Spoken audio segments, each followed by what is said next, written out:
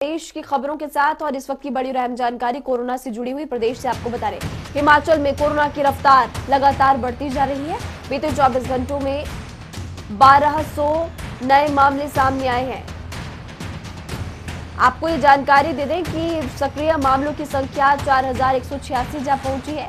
कांगड़ा में सबसे ज्यादा 1265 मामले सक्रिय है। 9600 से ज्यादा लोगों की सैंपलिंग, 9942 लोगों की टेस्टिंग दरअसल बीते 24 घंटों में हुई। अब तक 3086 लोगों की कोविड के कारण मौत हो चुकी है।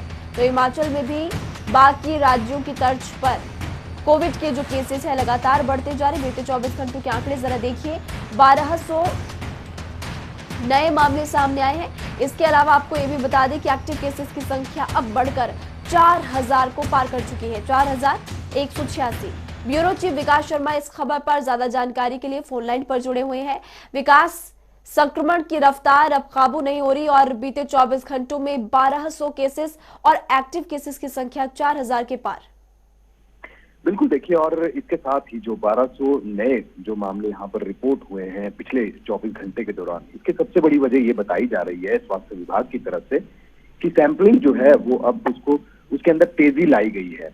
रोजाना ये कहा जा रहा है राज्य सरकार की तरफ से कि अब जो स्वास्थ्य विभाग है उसको जो सैंपलिंग है, यानी कि जो सैंपल लेने की जो चीजें हैं वो अब आपको तेजी उसमें लानी होगी और अब 10,000 से ज्यादा लोगों के सैंपल जो है वो रोजाना यहाँ पर लेने होंगे। और यही एक बड़ी वजह है कि अब मामले जो है वो तेजी से बढ़ रहे हैं और कहीं ना कहीं जो कांगड़ा जिला है ये हॉटस्पॉट बनकर उभरता नजर आ रहा है। 363 नए मामले, सबसे ज्यादा मामले जो है वो यहाँ पर रिपोर्ट किए गए हैं।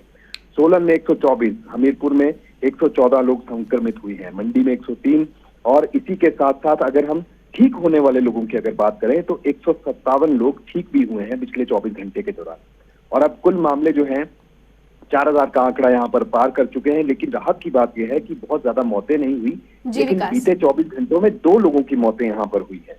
और ऐसे में राज्य सरकार का भी ये कहना है, जो आंकलन किया जा रहा है, क्योंकि बीते कल भी मुख्यमंत्री जयराम ठाकुर ने एक बैठक की है सभी वीडियो कॉन्फ्रेंसिंग के जरिए सभी जिला उपायुक्तों के साथ, और इसमें ये पाया गया है कि 98% लोग ऐसे हैं जो कि संक्रमित हैं लेकिन घरों में होम आइसोलेट हैं।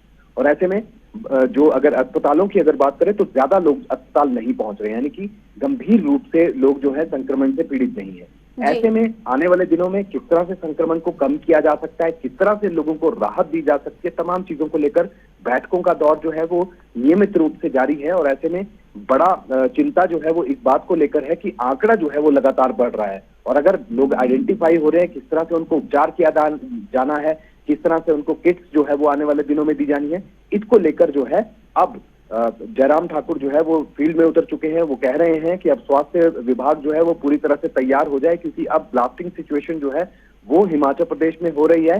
3 गुना मामले जो है वो लगातार उसमें बढ़ोतरी यहाँ पर देखी जा रही है। जी विकास, बढ़ोतरी लगातार हो रही है और आपकी तरफ से एक जानकारी दी गई राहत की बात यह है कि बीते 24 घंटों में कम 2 लोगों की मौत हुई। इसके अलावा एक राहत की बात नहीं, चिंता की बात विकास ये है कि जिन लोगों की रिकवरी हुई है वो आंकड़ा बहुत कम है, लेकिन बीते 24 घंटों में जो नए केसेस सामने आए वो ज्यादा है।